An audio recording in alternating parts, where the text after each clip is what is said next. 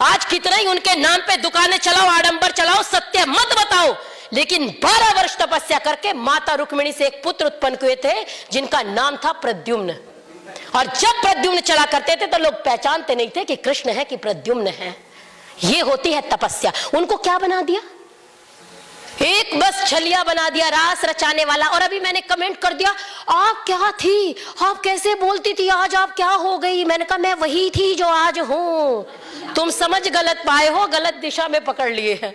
मतलब अभिप्राय यह है, मीठा मीठा तो अच्छा है और जो कड़वा है वो थू। जिनको आदर्श मानना था, जिसको योद्धा मानना था, उनको आपने क्या बना के रख दिया? हमारे आदर्श क्या होंगे? एक एक साथ में लेके अगर आपके बेटे भी घूमेंगे तो स्वीकार करेंगे ना जी? वो तो भगवान थे। तो महापुरुष होते इसलिए है कि उनसे प्रेरणा ले सके। अगर हम उनसे ये प्रेरणा लेंगे तो कैसे चलेगा देश?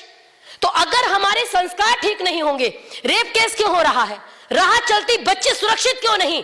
जिस देश के लिए मनु महाराज ने कहा था, एतद् देश प्रसूतस्य सकाशा दग्र जन्मनः सोम सोम चरित्रम शिक्षेरन पृथ्व्याम सर्वमानवः। इस भारत देश से पूरी पृथ्वी के मानवों को गांव नहीं कहा, शहर नहीं कहा, मोहल्ला नहीं कहा। इसीलिए कहती हूं हम कौन थे? हम वो थे कि पूरी पृथ्वी के मानवों को अपने अपने चरित्रों की शिक्षा लेनी चाहिए। हम वो थे।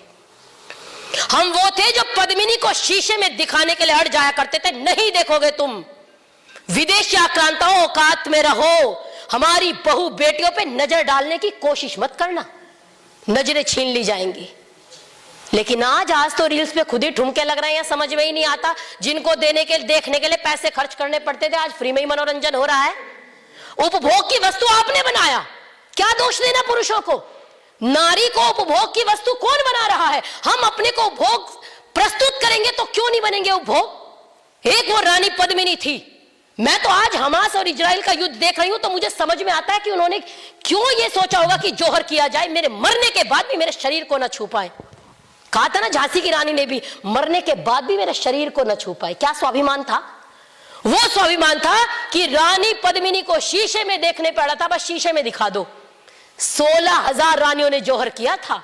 आज बकवास करते हुए फेसबुक की दुनिया में बोल तो देते हैं जोहर कायरता थी। मैं कहती हूं मोमबत्ती में जरा हाथ न लगाओ, फिर बताएंगे जोहर क्या था।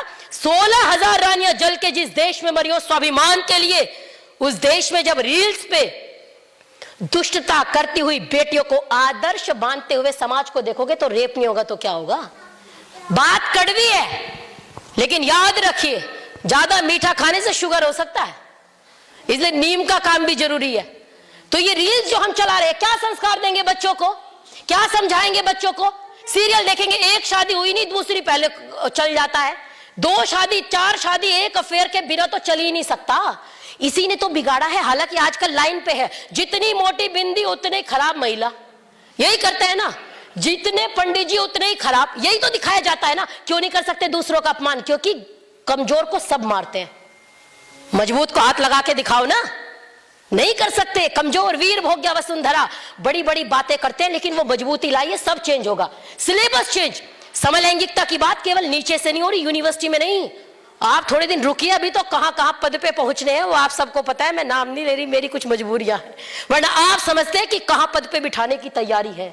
जिस देश को इतना आदर्श माना गया हो, जिस देश को भारत मां कहा जाता हो, जिस देश में नारी का इतना सम्मान हो, अगर हम सुनते हैं कि हमारी बेटी के 30 टुकड़े करके फ्रिज में रख दिए, तो कहीं ना कहीं आत्मा तो रोती है, दुख तो होता है। और याद रखिए, अपने बच्चों को इसी वातावरण में हमने भी भेजना है। हम कहीं अंतरिक्ष में पढ़ने नहीं भेजेंगे। कहां भेजेंगे? इसी वातावरण में तो पढ़ेगी हमारी बच्ची। कैसे बचा पाओगे? इसलिए आज दूसरों के घर में है तो बच जाओ। याद रखो, जलते घर को देखने वाला फूस का छप्पर आपका है। भरी सड़क पे लड़की को चाकू मार दिया गया, और जिस दिल्ली को देश की राजधानी कहा जाता है, किसी ने रोकने की कोशिश नहीं करी। आप विचार करो, हम कितने मानव हैं, हम कहां मनुष्य हैं? विचार तो करो। चलते घर को देखने वाला फूस का छप्पर आपका है। आग के पीछे तेज हवा है, आगे मुकद्दर आपका है। उसके कत्ल पे मैं भी चुप था, मेरा नंबर अब आया, और मेरे कत्ल पे आप भी चुप हैं तो अगला नंबर आपका है। मेरे कत्ल पे आप भी चुप हैं तो अगला नंबर आपका है।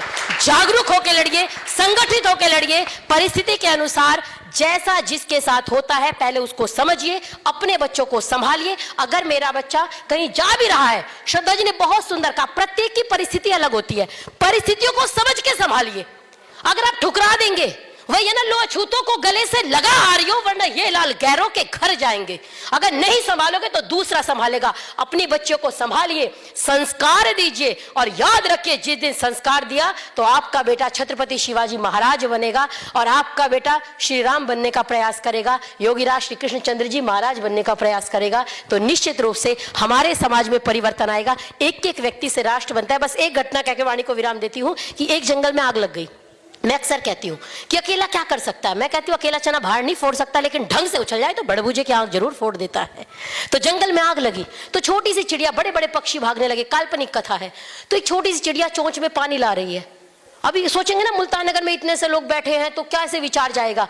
मैं कहती हूँ विचार आप कीजिए तो सही, शब्द ब्रह्म होता है, नष्ट नहीं होता। तो छोटी सी चिड़िया पानी ला रही है चोंच में। हाथी ने मजाक उड़ाया, हा हा हा, इतनी छोटी सी चिड़िया क्या करेगी तू, कुछ नहीं होना तेरे से। उसने कहा नहीं, मैं इस जंगल में रही हूं, मैंने इसको गंदा किया है। जब इस जंगल का इतिहास लिखा जाएगा तो मेरा नाम आग लगाने वालों में नहीं, आग बुझाने वालों में आएगा। तो हमारा नाम आग लगाने वालों में नहीं, आग बुझाने वालों में आए। उसने कहा मैं बहुत छोटी हूं, हो सकता है नाम भी ना आए, लेकिन अगर नाम भी नहीं आएगा तो आत्मा और परमात्मा से मैं नजर मिला के कहूंगी, जब मेरा देश चल रहा था, जब मेरा समाज चल रहा था, तो मैं लड़ी, संघर्ष किया। तो हम सभी संघर्षशील हों तो निश्चित रूप से परिवर्तन होगा। मंजिल मिले ना मिले, याद रखिए, मंजिल मिले ना मिले कोई बात नहीं, मंजिल की जुस्तजू में अपना कारवां तो हो, मंजिल की जुस्तजू में अपना कारवां तो हो। धन्यवाद।